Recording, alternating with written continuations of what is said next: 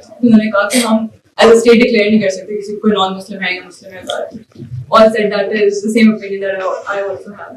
लेकिन फिर at the same time I have never been able to dispute someone who also says कि अच्छा if you're in a state of power, और क्योंकि आप अगर ये refute नहीं करें and then there is a group that arises with different opinions, तो फिर उसके अंदर भी और फसादात शुरू होंगे। अगर आप उनको अभी नहीं रोकेंगे तो at some point it might digress into something that you cannot stop. पहला जवाब ये है कि आइडिया दुनिया में कभी भी फसाद पैदा नहीं करता जब तक वो आइडिया की हद तक रहता है।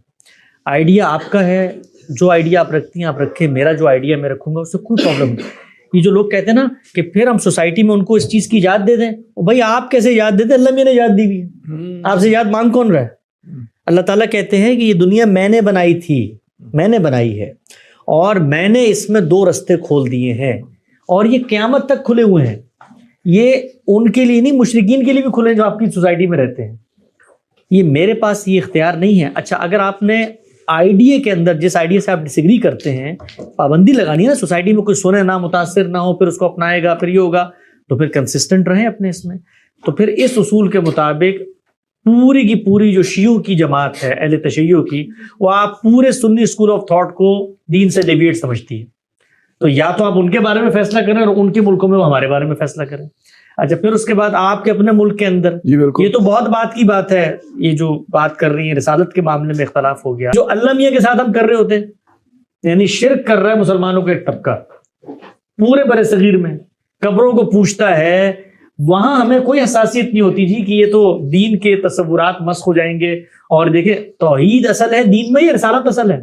यानी पहले नंबर पे तो तौहीद, भाई अल्लाह को मानेंगे तो अल्लाह के पैगंबर को मानेंगे ना, तो तौहीद के बाब में तो हमें कभी कोई एतराज नहीं होता, कभी हमारी हसासियत नहीं जाती कि लोग। अच्छा, शिर्क की बात आप करते हैं तो उस तौहीद के बाब में जो कुछ हमारे सूफिया हजरात कर चुके हैं, कभी पढ़े?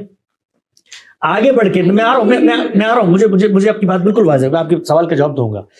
उसके बाद ये बात आती है कि भाई ये जो गुमराह नजरियात है, ये गुमराह नजरियात हमेशा दुनिया में रहेंगे।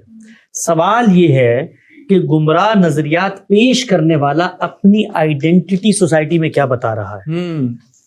अगर वो अपनी आइडेंटिटी ये बता रहा है कि मैं मुसलमान हूं, तो भाई शुक्र करो खुदा का, तुम्हें दावत का मौका मिल गया। उसको उठा के कहो यार तुम मुसलमान हो, बड़ी अच्छी बात है, आओ गुफ्तगू करते हैं। इस्लाम तो ये नहीं कहता, यहाँ से गुफ्तगू का रास्ता खुलता है। हमारे मुल्क में ये मैं पहले भी कह चुका हूं, और उस पर वो कम्युनिटी जो दूसरी है वो भी थोड़ी सी मुझसे नाराज होती है। प्रॉब्लम नजरियात की हद तक रहता तो उलमा ने इसको कंट्रोल में रखा था। आपने कभी नहीं सुना होगा जिस वक्त मिर्जा गुलाम अहमद कैदियानी भी जिंदा थे, किसी ने उन पर कातलाना हमला किया? नहीं किया।